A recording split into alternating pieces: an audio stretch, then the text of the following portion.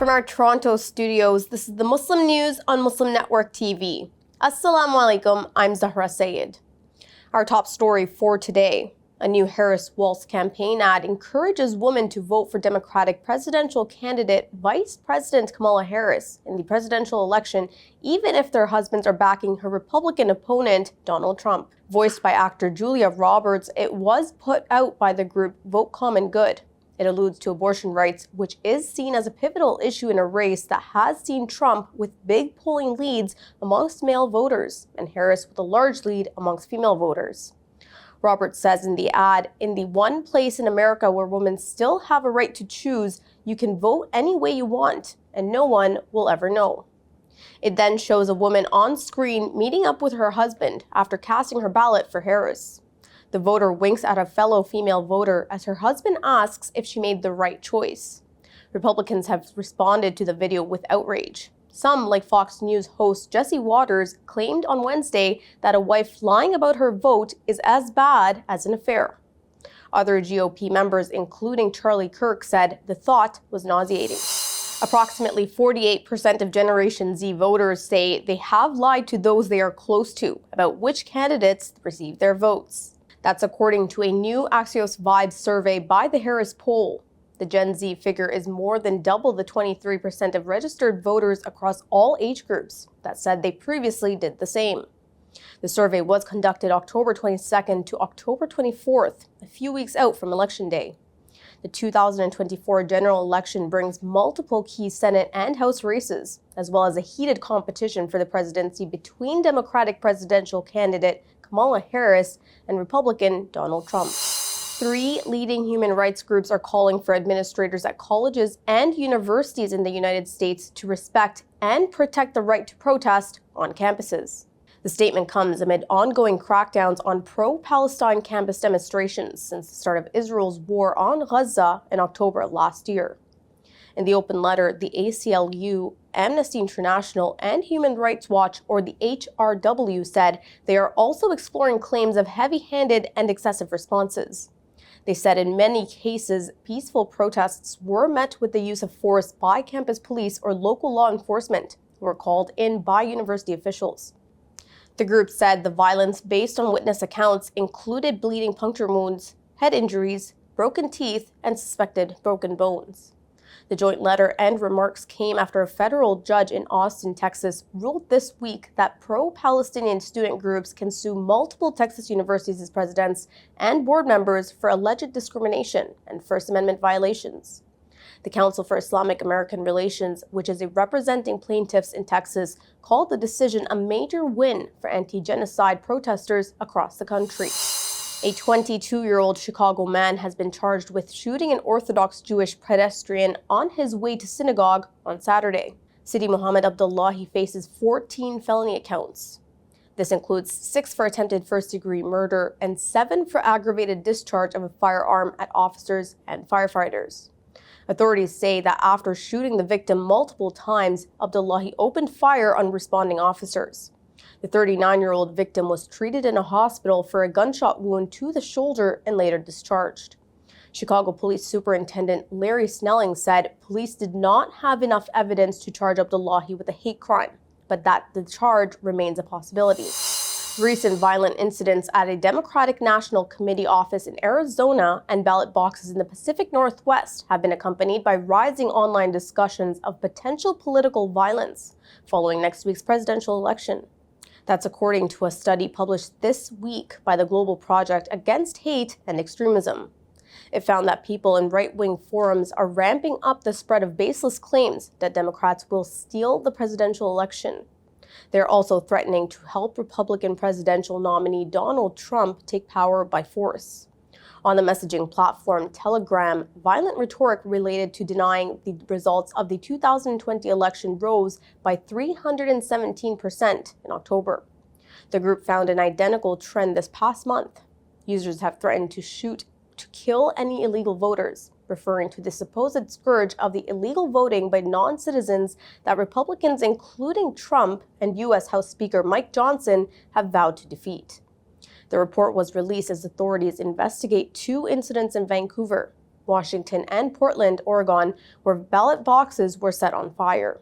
However, the United States, the International Crisis Group, notes that the current conditions in the country may lower the chances of violent attacks related to election denial compared to 2022.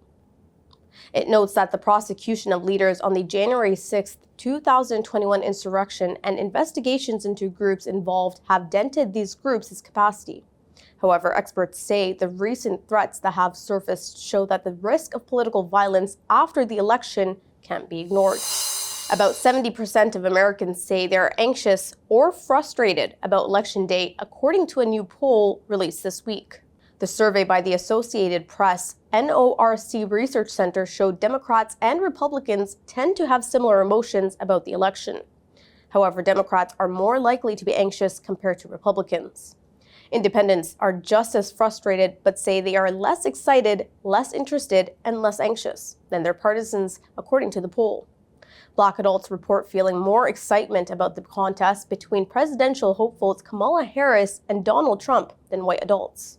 They are also less likely than white adults to feel frustrated or anxious about the campaign, it said. Hispanics are also feeling less frustrated about the campaign than whites.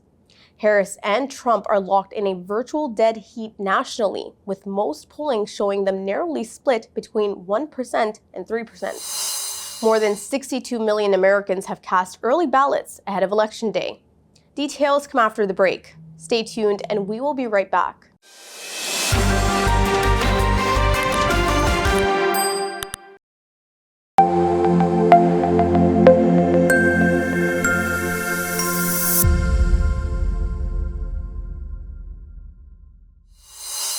Welcome back. More than 62 million Americans have cast early ballots with 5 days to go until Election Day, according to data published Thursday. The figures from the University of Florida's Election Lab tracker shows they have voted either by mail or in person at polling stations. Unlike 2020, when the U.S. was in the midst of the coronavirus pandemic, more voters chose to vote in person than by mail this presidential election cycle. About 900,000 more Democrats than Republicans have voted early. Polling indicates that Democratic presidential candidate Vice President Kamala Harris and her Republican challenger Donald Trump are locked in a very tight race, particularly in the 7 critical battleground states. The first Muslim elected to the Texas legislature is insisting that a vote for Green Party presidential candidate Jill Stein would be a misstep that could inadvertently play into the hands of the Republican presidential hopeful Donald Trump. Congressman Salman Bhojani says American Muslims can only secure a future under the leadership of Democratic presidential candidate Vice President Kamala Harris. In an op-ed piece published in the online publication American Muslim Today on Thursday, he and co-author Ali Arwani emphasized American Muslims' vote has implications not only for the Muslim community, but also for the course of global events. Bhojani says he unequivocally condemned both Hamas's October 7, 2023 and Israel's response, which has killed over 43,000 Palestinians, mostly women and children. He noted that many American Muslims are frustrated by the U.S.'s unconditional support for Israel in its war on Gaza, leading to some to consider third-party candidates or even Trump. However, Bhojani said, in this climate, we must choose a practical option for representation and accountability. He urged Muslims to see that Harris-Walz's ticket as the path forward. Bhojani says if Trump wins, that responsibility lies with the Democratic Party's inability to mobilize us. Republican presidential candidate Donald Trump tweeted support for minorities in Bangladesh and promised to build strong ties with India this week. He wrote on social media platform X, "I strongly condemn the barbaric violence against Hindus, Christians, and other minorities who are getting attacked and looted by mobs in Bangladesh, which remains in a total state of chaos." Trump claimed that would have never happened on his watch.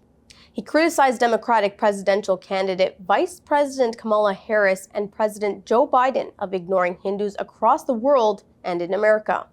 He wrote, "We will also protect Hindu Americans against the anti-religion agenda of the radical left." Trump also promised that if elected, his administration will strengthen America's partnership with India and what he called his good friend, Indian Prime Minister Narendra Modi. Germany announced on Thursday it would shut down Iran's consulates in Frankfurt, Munich, and Hamburg. This was in response to the execution of German-Iranian dissident Jamshed Sharmad. Speaking to reporters in New York, Foreign Minister Annalena Baerbock said Sharmad was executed despite Berlin's intense diplomatic efforts at the highest political level. Baerbock said Germany has made it clear to Tehran that the execution of a German citizen will have serious consequences. Sharmad, a 69-year-old German-Iranian national, was executed in Iran on Monday. This was following his conviction for plotting terror attacks, which he vehemently denied. He was accused of leading a U.S.-based group known as Tandar, which seeks to restore Iran's monarchy that was overthrown by the 1979 Islamic Revolution. Iranian authorities claimed that the group planned numerous terror attacks against Iran under the orders of Western and American intelligence agencies. 96 Rohingya refugees, including 7 children, are stranded on Sumatra Island in Indonesia after escaping on a rickety boat. Surviving members of the persecuted minority were left stranded on the coast at Munisa Asan village. 6 people died as nearly 100 Rohingya landed by boat in Indonesia's Aceh province in the latest wave of arrivals from Burma in recent days. The United Nations Refugee Agency, or the UNHCR, has called on Indonesia's government to ensure their safety. An estimated 2,500 Rohingya arrived by boat in Aceh from January 2023 to March 2024, as many refugees as had arrived in Indonesia in the previous 8 years, the UN agency said. The mainly Muslim ethnic group faces persecution in Burma, and hundreds of thousands have fled brutal military crackdowns seeking refuge in neighboring Bangladesh. Thousands have left on perilous journeys for Thailand, Indonesia, and Malaysia on rickety boats, taking advantage of calmer seas between October and April. Buddhist majority Burma regards the Rohingya as foreign interlopers from South Asia, denying them citizenship and subjecting them to abuse. A Russian court has fined Google 2 undecillion rubles, a 2 followed by 36 zeros, for restricting Russian state media channels on YouTube. Despite being one of the world's wealthiest companies, the fine amount is considerably more than the $2 trillion Google is worth. It is also far greater than the world's total GDP, estimated by the International Monetary Fund to be $110 trillion.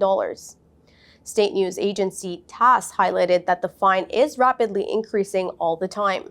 The company has not commented publicly on the move.